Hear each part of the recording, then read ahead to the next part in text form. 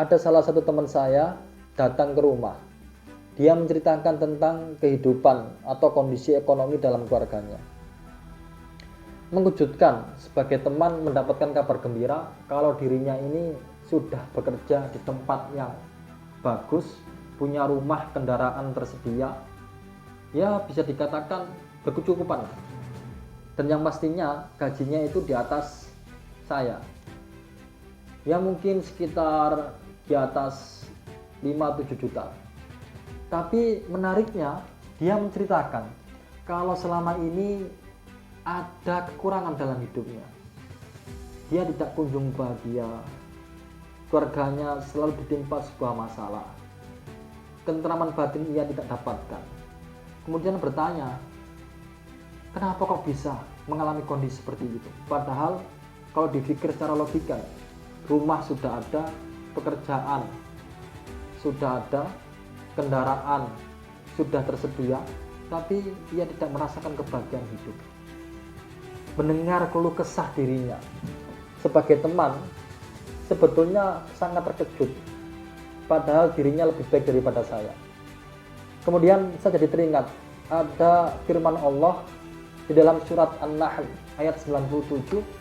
Ternyata apa yang dialami teman saya ini itu dikisahkan dalam firman Allah ini. Bunyinya, man amila sholihan min dzakarin aw untha.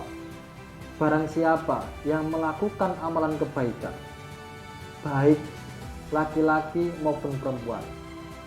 Sholihan di sini itu diartikan atau dijelaskan dengan pemahaman bahwa amalan kebaikan itu umum sifatnya dan tidak terbatasi.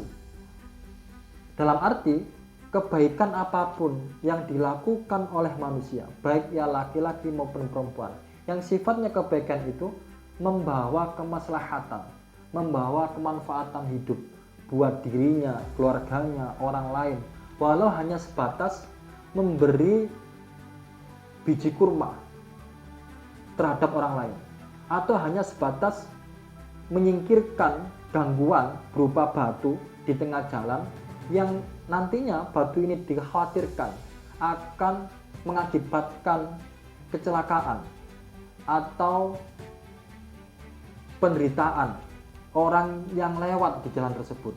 Itu diambil batunya, kemudian diletakkan di pinggir jalan. Hanya sebatas itu sudah termasuk perbuatan sholihan, amal kebaikan. Wa huwa mu'minun, dan dia dalam posisi beriman kepada Allah. Iman itu dalam arti tidak hanya melakukan amalan kebaikan, tapi juga menjauhi larangan Allah Subhanahu wa taala. Kata Sayyidina Ali, tidak cukup sampai di situ, tapi juga ada sifat ridho terhadap ketetapan Allah Subhanahu wa taala kepada dirinya. Maka Allah itu akan memberikan dua kenikmatan hidup. Janji Allah, falanuhyiyannahu hayatan thayyibatan, maka sungguh benar-benar atau pasti kami akan berikan hayatan thayyibatan, kehidupan yang baik. Coba kalau kita sadari teman-teman, seperti kisah teman saya tadi, dia ini agamanya Islam, tapi tidak memahami atau tidak mengamalkan dalam arti menjadi pribadi muslim yang benar-benar beriman kepada Allah Subhanahu wa taala. Ia menjauhi segala larangan Allah dan menjalankan segala bentuk perintah Allah dan ridho terhadap ketetapan Allah. Kemudian ia melakukan amalan kebaikan, niscaya pasti Allah akan memberikan hayatan thayyibatan, kehidupan yang sangat baik. Ternyata kehidupan yang sangat baik ini berbagai hal ulama memberikan penafsiran. Kalau kita ambil contoh misalkan Ibnu Katsir, beliau memberikan penafsiran yang dimaksud dengan kehidupan yang baik itu adalah ketentraman jiwa, kebahagiaan hidup, ketentraman batin yang akan didapatkan oleh pemiliknya. Berbeda hanya dengan Ibnu Abbas. Ibnu Abbas memberikan penafsiran, ia akan mendapatkan hayatan thayyibatan dalam bentuk rezeki yang halal. Berbeda lagi dengan Hasan al-Basri. Orang yang beriman kemudian melakukan amalan kebaikan, dia akan mendapatkan qanaah atau sifat atau karakter, bisa dikatakan merasa dirinya cukup terhadap apapun yang telah diberikan oleh Allah Subhanahu wa taala. Coba kalau kita renungkan beberapa penafsiran dari ulama, bahwa jika kita benar-benar mengaku sebagai orang yang beriman kemudian melakukan amalan kebaikan, niscaya hidup kita akan menjadi bahagia, hidup ini akan menjadi tentram.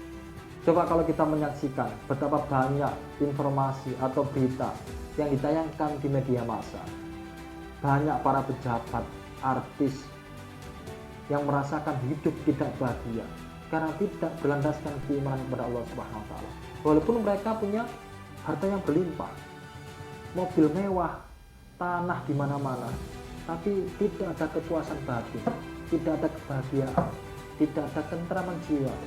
Yang ia cari adalah terus-menerus untuk mendapatkan kepuasan. Padahal kepuasan itu hanya bisa didapatkan dengan dasar keimanan, kemudian kita melakukan amalan kebaikan. Tidak bisa kita buat-buat, walaupun kita punya segala-galanya. Ini mengajarkan kepada kita semua bahwa kalau kita ingin menjadi manusia yang bahagia, manusia yang hidupnya tentram, segala apapun yang Allah berikan kita merasa cukup. Kuncinya adalah keimanan. Karena orang yang beriman, ia akan merasakan kebahagiaan yang sejati dalam dirinya. Kemudian Allah menegaskan, jika kita sebagai orang yang beriman kemudian melakukan amalan kebaikan, niscaya Allah akan berikan pahala yang besar. Sebagaimana kelanjutan firman-Nya, wala najziyannahum ajrahum biahsani ma kanu ya'malun. Kalau kita menyadari dan benar-benar sadar bahwa kebahagiaan itu ternyata tidak bisa kita dapatkan dengan dibuat-buat. Meskipun kita mengunjungi tempat-tempat yang sangat indah, meskipun kita berada dalam situasi atau lingkungan yang memberikan fasilitas sesuai dengan keinginan kita, tapi tidak cukup untuk membuat hati kita menjadi tentram atau damai. Justru kebahagiaan itu adalah kuncinya keimanan kepada Allah Subhanahu wa taala.